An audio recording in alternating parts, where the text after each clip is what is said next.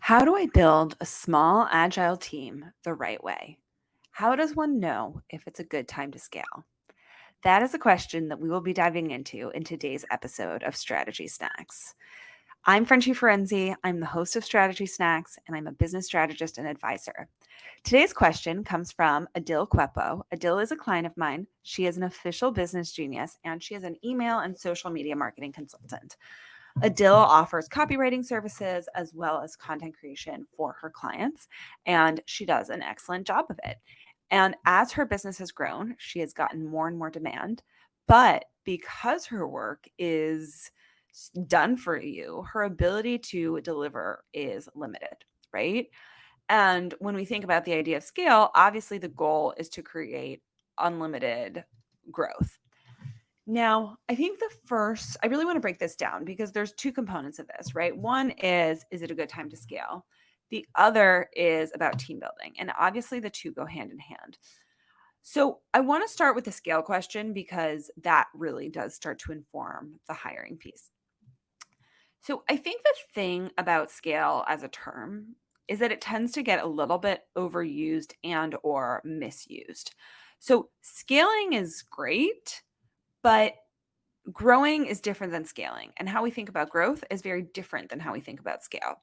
So when I think about growth, I think about, okay, how do I serve more clients? How do I expand my reach? How do I make more money? But when I think about scale, I think about how do I move away from setting the limits on how much I can deliver, right?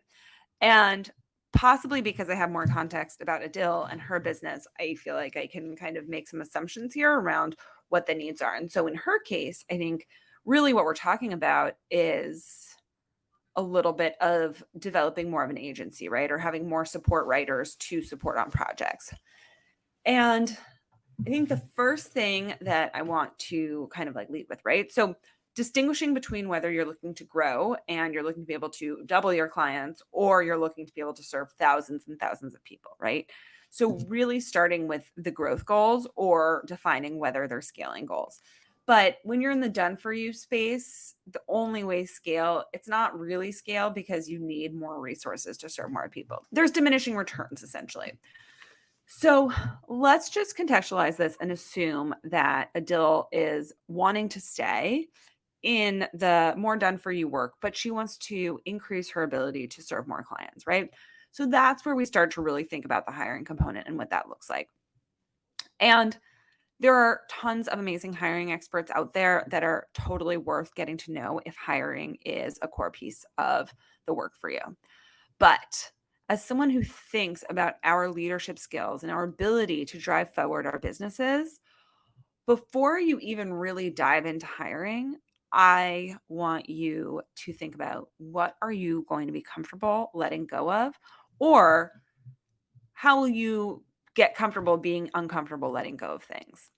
And this is an ongoing challenge for me personally. I just got off a call with my VA, or my OBM rather, and we were on a call and I secretly launched like another offer because I have my core offers, but then sometimes I think of creative ways to sell more.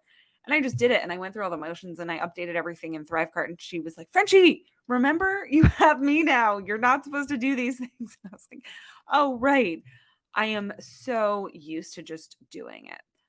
And in my case, it's actually more about breaking a habit or not wanting to, on a Sunday when I have a last minute idea and I just start executing it, not wanting to expect someone to turn things around on a Sunday.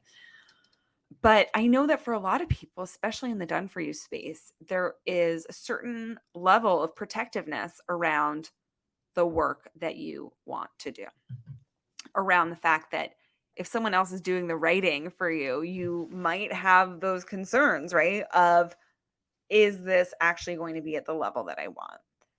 And I think that there's a couple things to consider here. One is, how do you measure like people's effectiveness? How do you really start to just test in some ways, whether it's writing projects, that sort of thing?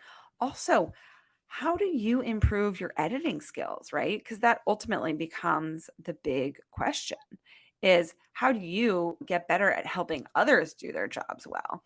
And I think that sometimes the fear of letting it go is actually the fear that you won't be able to just be someone who edits and improves. So really keep that in mind. And then the third part is to just think more on the structural logistical level, which is, do you want a team on payroll? Do you want to create project-based teams? What other sorts of ways could you get the support you need to take on more projects without increasing your overhead, right? And so there's more and more agencies that have mostly contractors and dispersed people, and there's all sorts of different thoughts about whether that's fair or not because you don't get benefits and so on and so forth. But for the sake of conversation, there's a lot of different ways to structure it. So, quick recap, which is first, you really need to decide, are you looking for growth or are you looking for scale, right? What direction are we really going in here? From there, it's really about understanding, okay, what help do you need? What support do you need? And how comfortable are you going to be to actually let go of the work so that others can do it? And then from there, in terms of figuring out the agility and all that sort of thing, you really want to look at who the people are who might be able to support you and what they need from you in order to be effectively agile, right? And so I think that we expect to find agile people, but really we create agile systems. So hopefully that starts to give you an idea. If you have questions about this topic is loaded. Covering it in under 10 minutes is a challenge. But as with everything, I always want us to refer back to our thought patterns, decisions, strategy, and just overall skills as the leader in our businesses and the people who are driving the growth and making the decisions about where we want to go and working backwards from there. So I can't wait to hear more thoughts on this, more questions on this one. This is a rich topic. So shoot me a DM, drop a comment anywhere you like, and we'll be sure to get back to you. And I'll talk to you all soon. Bye-bye.